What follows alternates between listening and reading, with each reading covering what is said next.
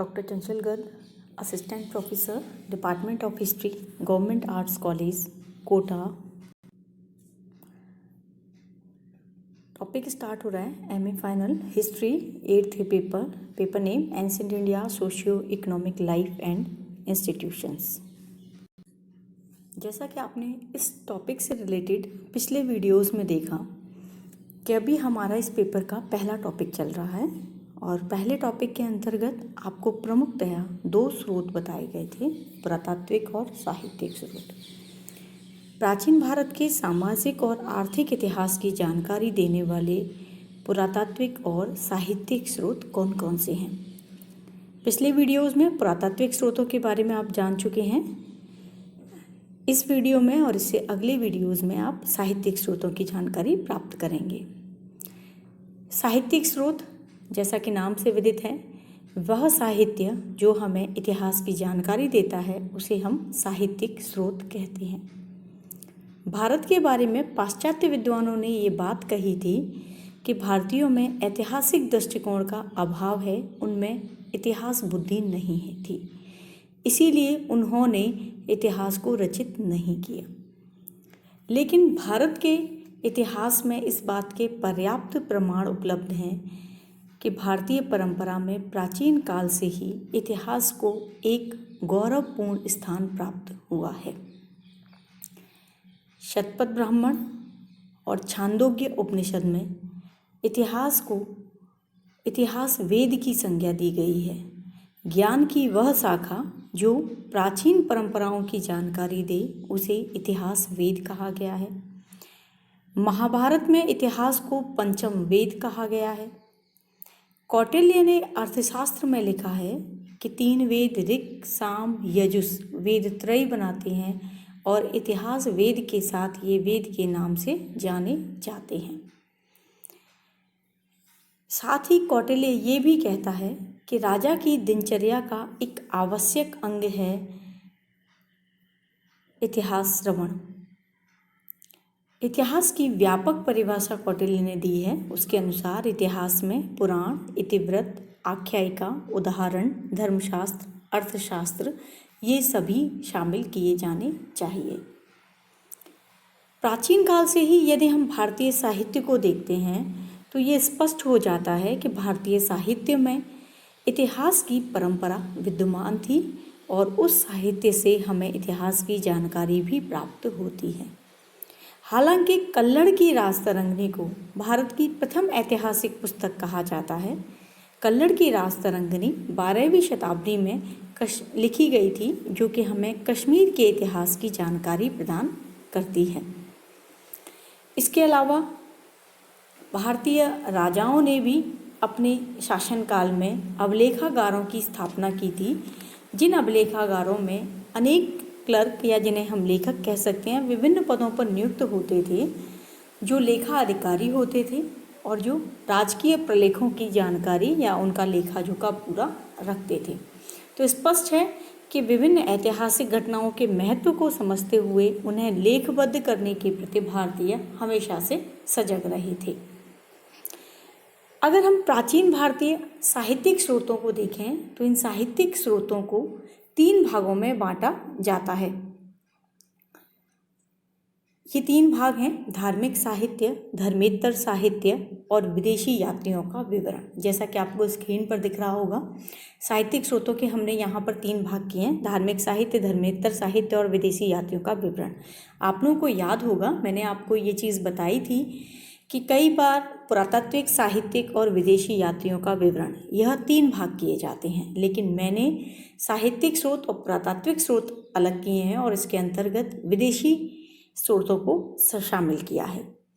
धार्मिक साहित्य की जब हम बात करते हैं तो स्पष्ट है कि भारत में धर्म की बहुत प्राचीन परंपरा रही है, इसीलिए धार्मिक साहित्य हम धर्मों के अंतर्गत पढ़ते हैं और इन धर्मों के अंतर्गत हमें ब्राह्मण धर्म साहित्य, बौद्ध धर्म साहित्य और जैन धर्म साहित्य ये हमें इतिहास की जानकारी देते हैं। धर्मेत्तर साहित्य यानी कि धर्म से इतर जो साहित्य है, जो धर्म पर आधारित ना होकर लौकिक, ऐतिहासिक या अन्य विषयों पर आधारित है। धर्मेत्तर साहित्य को भी यहाँ 3 भागों में बांटा गया है: लौकिक और अर्ध ऐतिहासिक साहित्य। अर्ध ऐतिहासिक का तात्पर्य है जो इतिहास की किसी एक घटना को लेकर लिखे गए हैं लेकिन उनमें हमें अन्य विषय भी प्राप्त होते हैं। ऐतिहासिक साहित्य जो पूरी तरह इतिहास के किसी विषय को लेकर लिखे गए हैं, जैसा अभी आपको बताया कल्लड़ की राजतरंगिणी। तीसरा, क्षेत्रीय भाषाओं का साहित्य। जब क्षेत्रीय भाषाओं का उदय हुआ तो उनसे संबंधित साहित्य की रचना भी हुई थी। तीसरा है विदेशी यात्रियों का विवरण।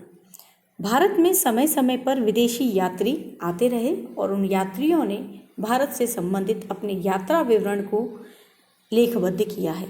इन विदेशी यात्रियों को भी उनके देश काल या यहाँ से वो आए थे उसके आधार पर 3 भागों में यहाँ बांटा है, यूनानी, चीनी, अरब। एक और आता है तब तिब्बती। तिब्बत का एकमात्र लेखक है लामा तारानाथ, जिसकी जानकारी हमें प्राप्त होती है। अतः यहाँ मुख्यतः मैंने 3 स्थानों को लिया है, यूनानी लेखक, चीनी लेखक और अरब देश के लेखक। अब हम बात करते हैं साहित्यिक स्रोतों में पहला पॉइंट, धार्मिक साहित्य। भारतीय संस्कृति की ये परंपरा रही है कि भारतीय संस्कृति में धर्म और नैतिक मूल्य इन दोनों पर बल दिया गया है। एक प्रकार से नैतिक मूल्य और धर्म एक दूसरे के पूरक हैं। धर्म पर आधारित साहित्य से राजनीतिक, सामाजिक, धार्मिक, सांस्कृतिक जानकारी हमें प्राप्त होती है। यह साहित्य जहाँ हमें धर्म की संरचना, धर्म के विशद रूप की जानकारी देता है, वहीं धर्म के साथ साथ ही चलने वाले राज्य, समाज, कला, संस्कृति या अन्य विषयों की जानकारी भी प्रदान कर देता है।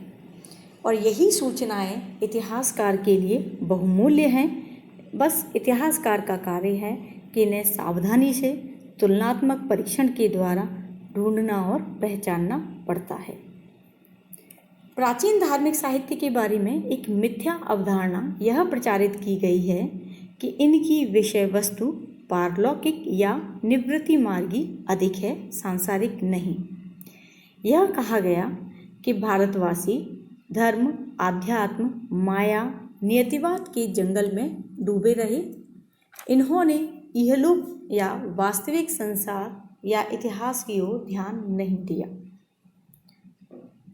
लेकिन ये दिखाई देता है कि भारतीय चिंतन में 4 बिंदुओं पर, जिसे हम पुरुषार्थ कहते हैं, बहुत अधिक बल दिया गया। धर्म, अर्थ, काम, मोक्ष। धर्म, अर्थ, काम, मोक्ष के संदर्भ में जितनी भी परंपराएं थीं या जितने भी समाज के संगठन के आधार थे वो उनसे जुड़े रहे।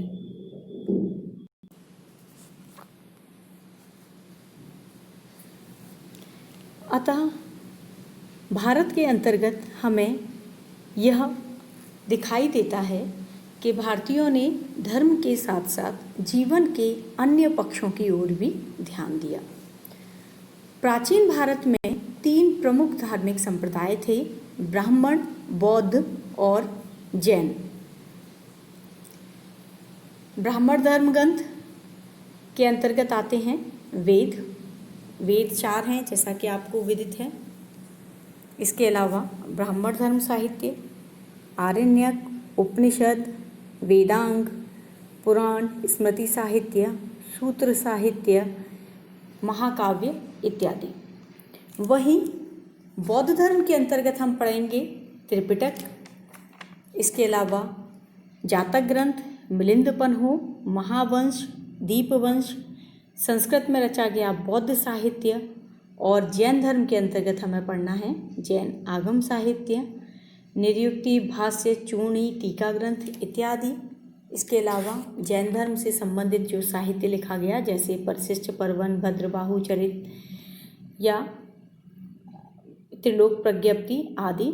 साथ ही जैन धर्म में अनेक जैन पुराण भी लिखे गए जैसे हरिवंश पुराण है, महापुराण है। इन सब का अध्ययन हम इन स्रोतों के अंतर्गत करेंगे।